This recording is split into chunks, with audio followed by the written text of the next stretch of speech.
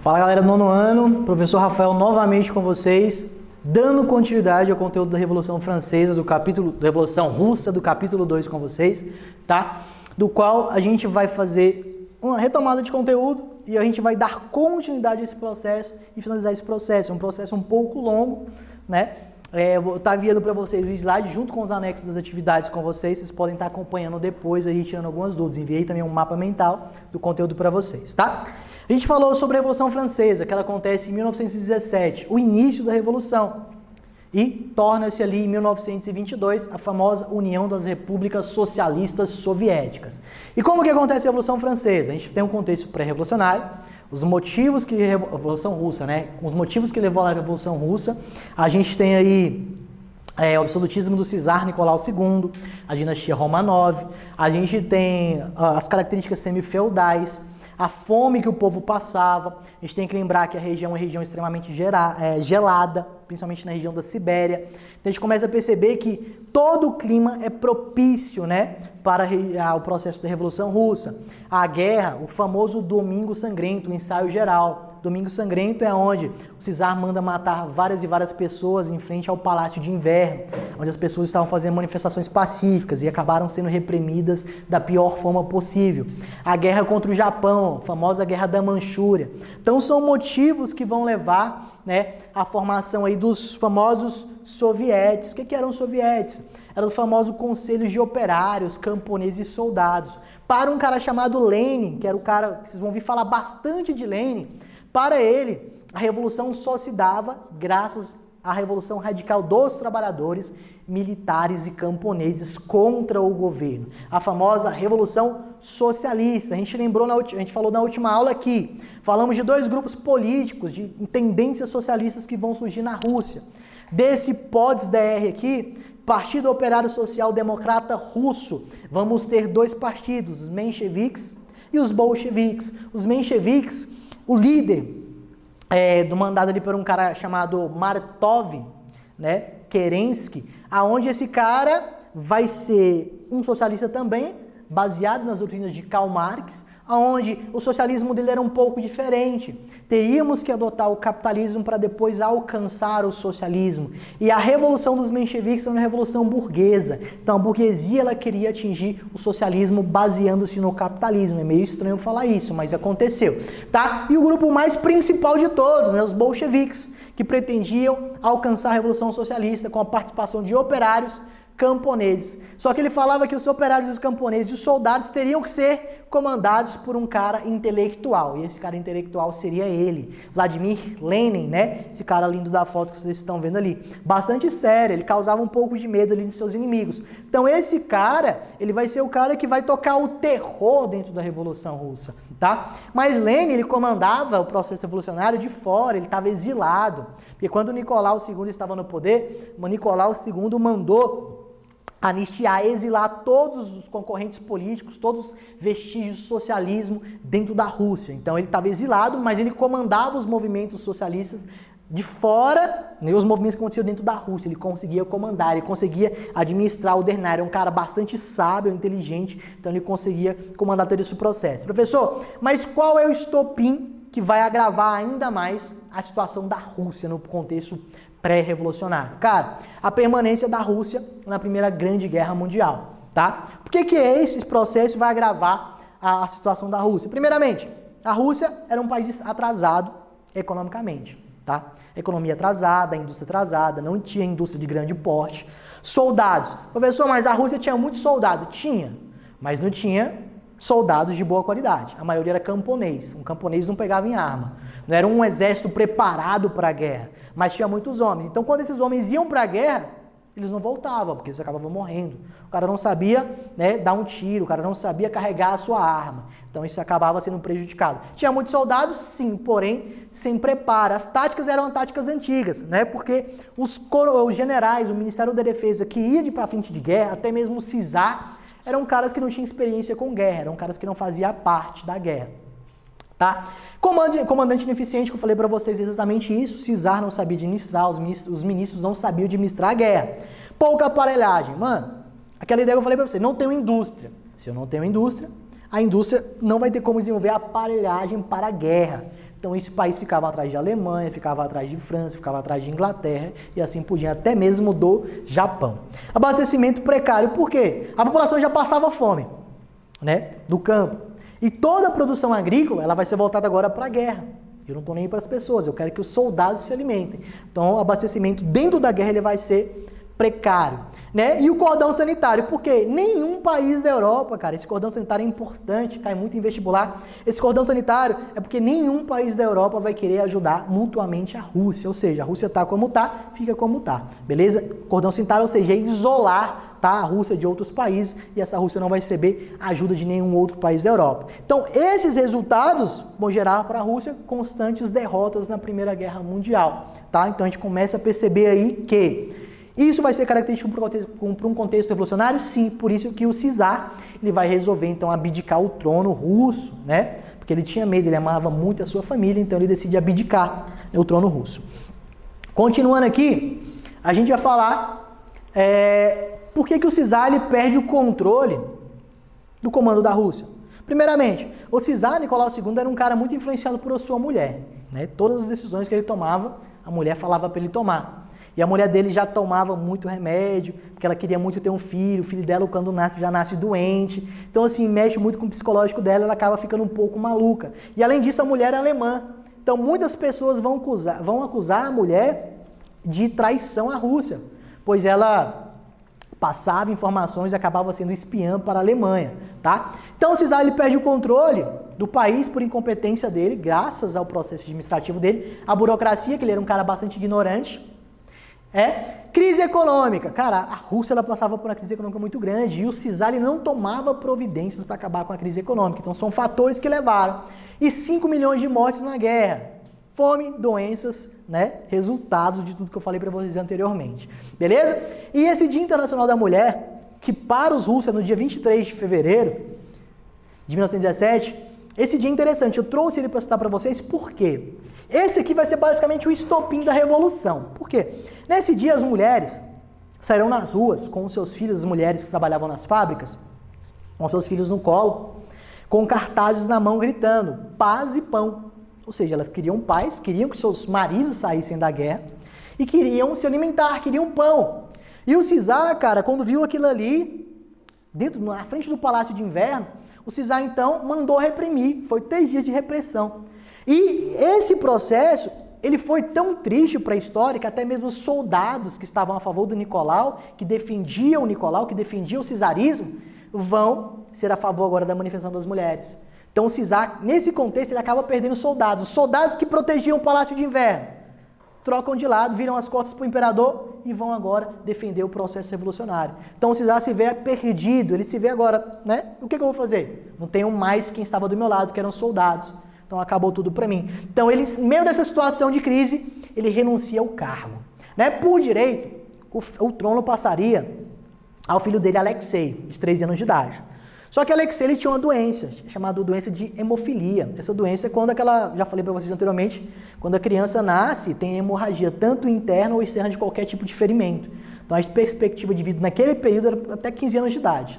Então essa criança ela tinha muito tratamento, tinha muito dinheiro, então ela conseguia, né, se manter. Mas ele queria que o filho dele vivesse. Né? Então ele não vai passar o trono ao seu filho, vai passar ao seu irmão. Só que o irmão dele não quis assumir o trono também por medo do processo revolucionário.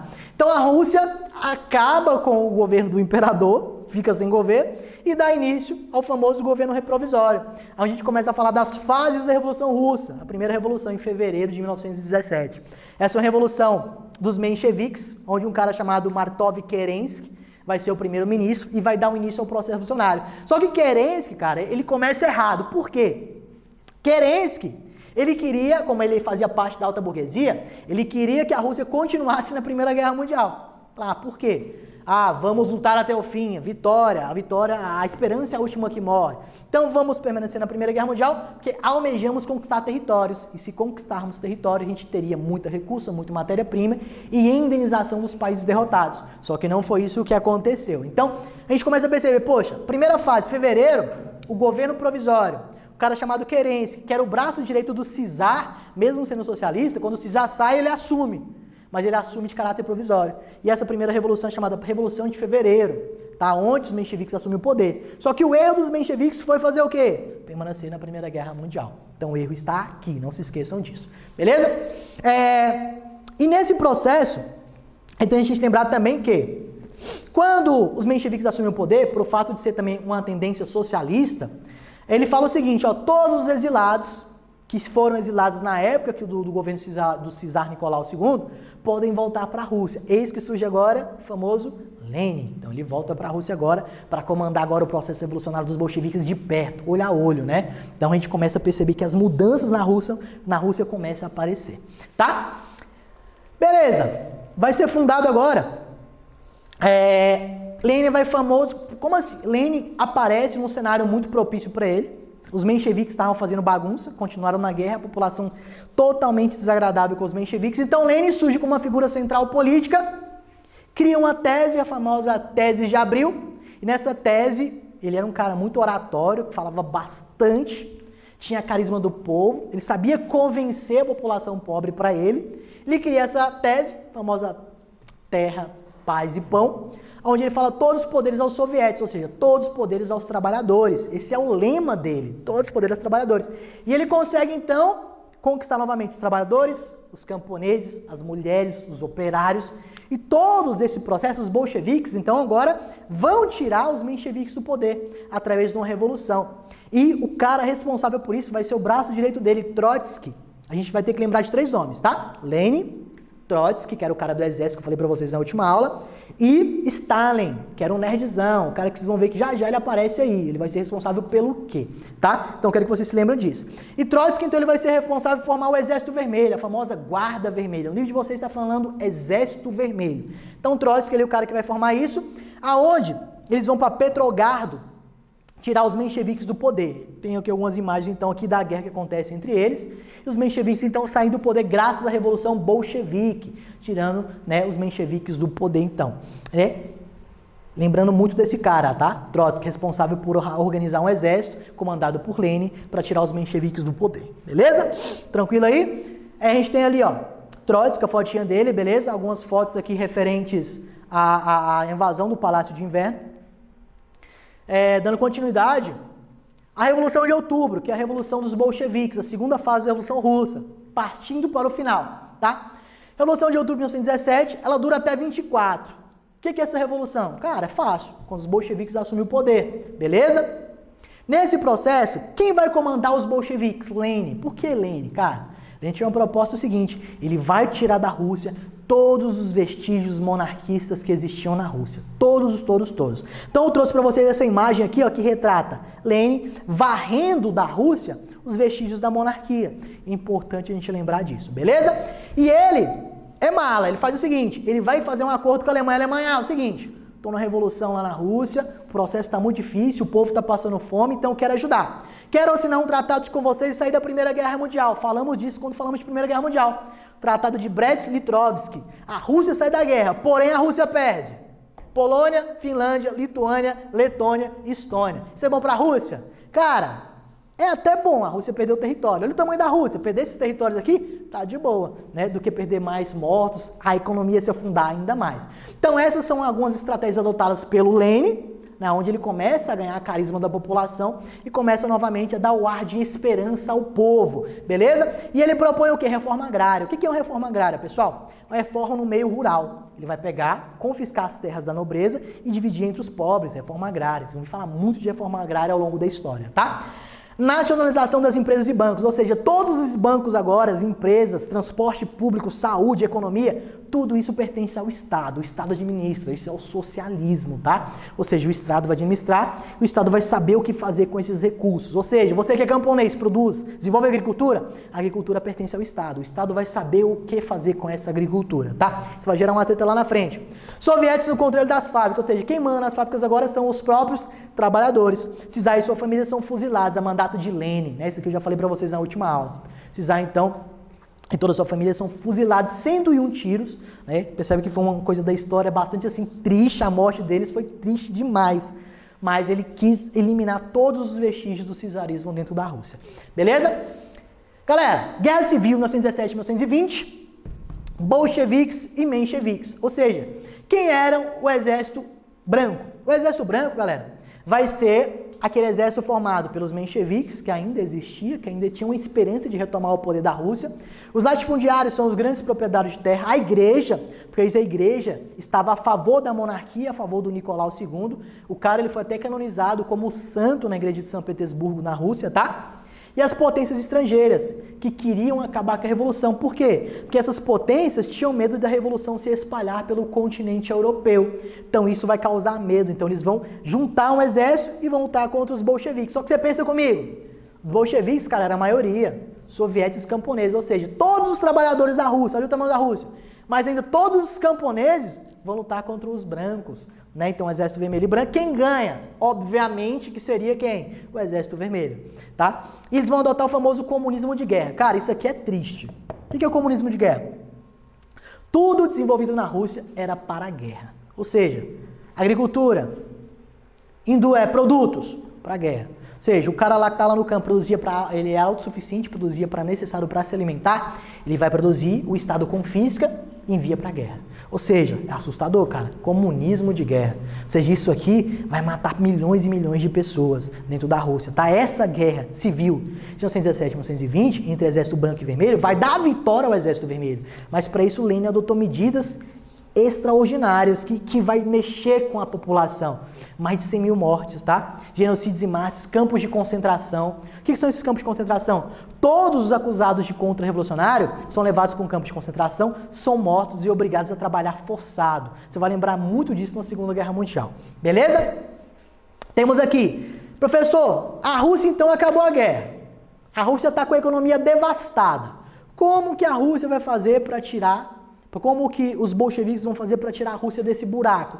Vem Lenin com a proposta política maravilhosa, né? Cria o famosa NEP, né? Que em português a gente lê o seguinte, Nova Política Econômica. Então você pensa, eu saí de uma guerra, economia devastada, né? Ou seja, a Rússia no buraco, preciso criar uma política econômica para tirar a Rússia desse buraco. Então eu vou criar a NEP, não se esqueçam desse nome, Nova Política Econômica, tá? Ela surge em 1921 e acaba em 1928, criada por ele. Ou seja, qual o objetivo da NEP? Recuperar a economia russa. Como?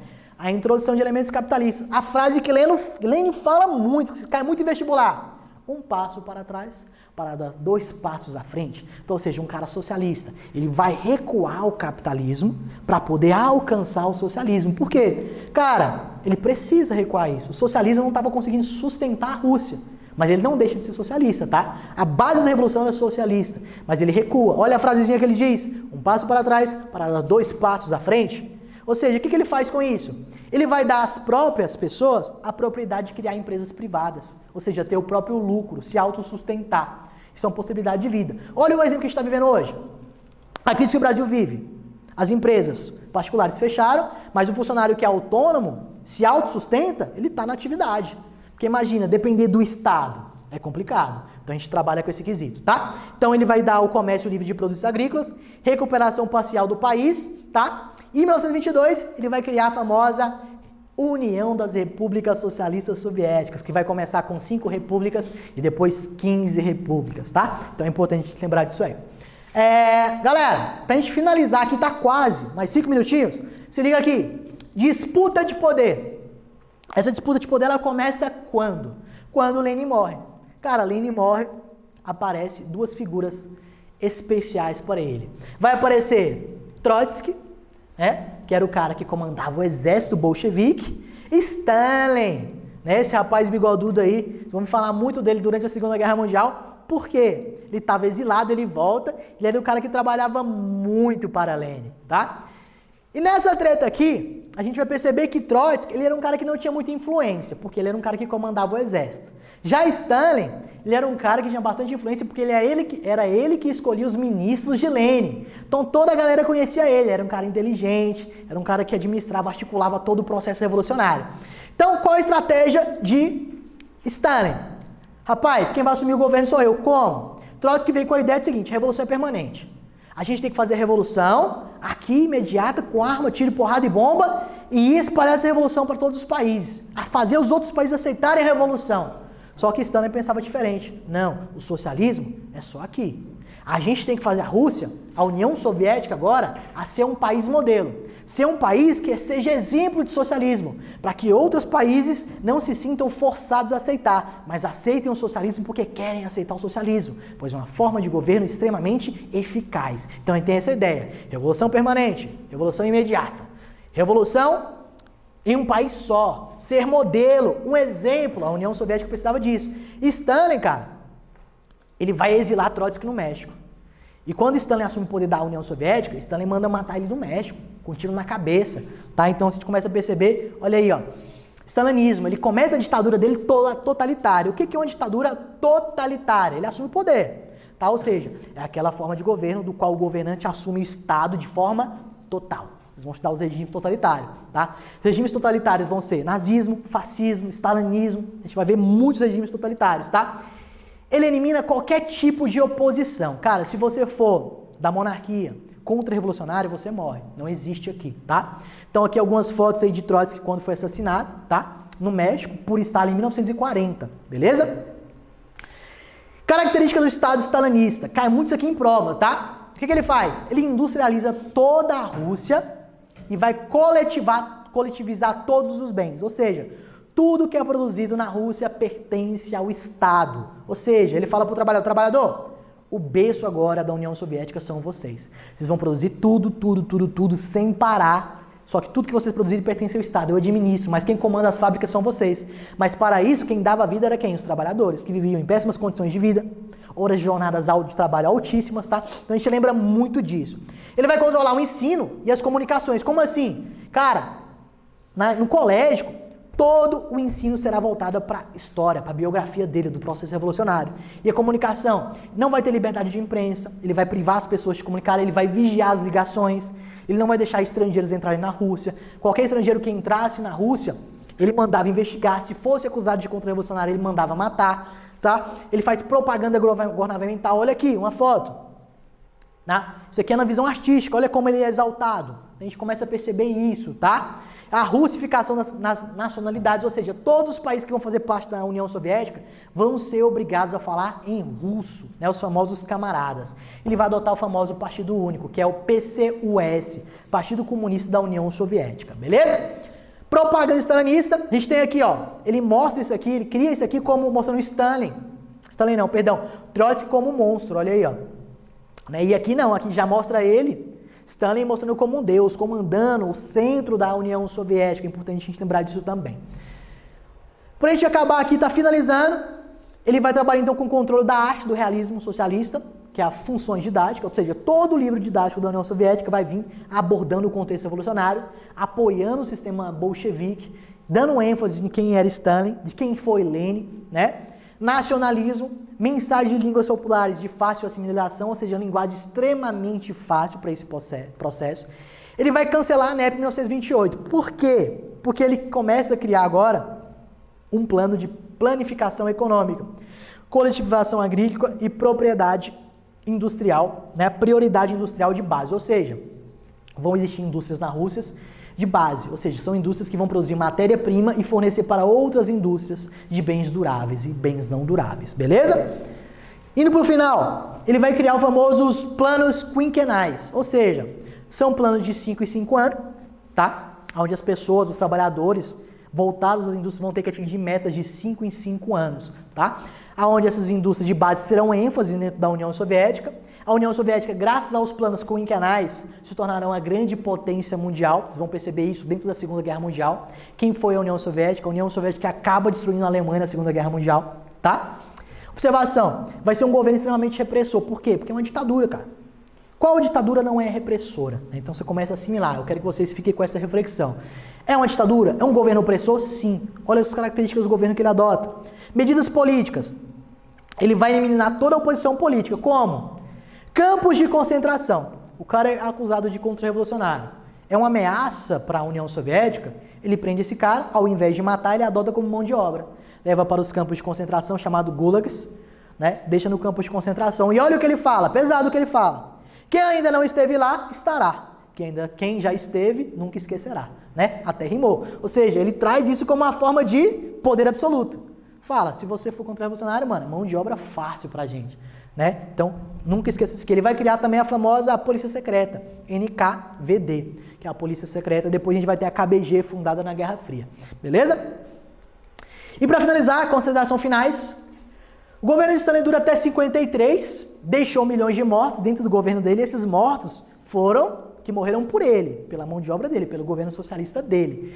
Quem vai ser o sucessor dele? Nikita Khrushchev, que vai assumir em 54, no início da Guerra Fria, após a Segunda Guerra Mundial.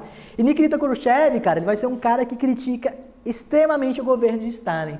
Por quê? Porque era um governo ditatorial. Mas ele não consegue acabar com quem foi Stalin, que para muitos da União Soviética e muitos para a Rússia hoje, esse cara foi um herói, né? Aí eu deixo a ideia com vocês. Foi ou não foi um herói? E a pergunta que eu faço para vocês, quero ver refletindo sobre isso aqui, ó. Todo ano eu faço essa pergunta.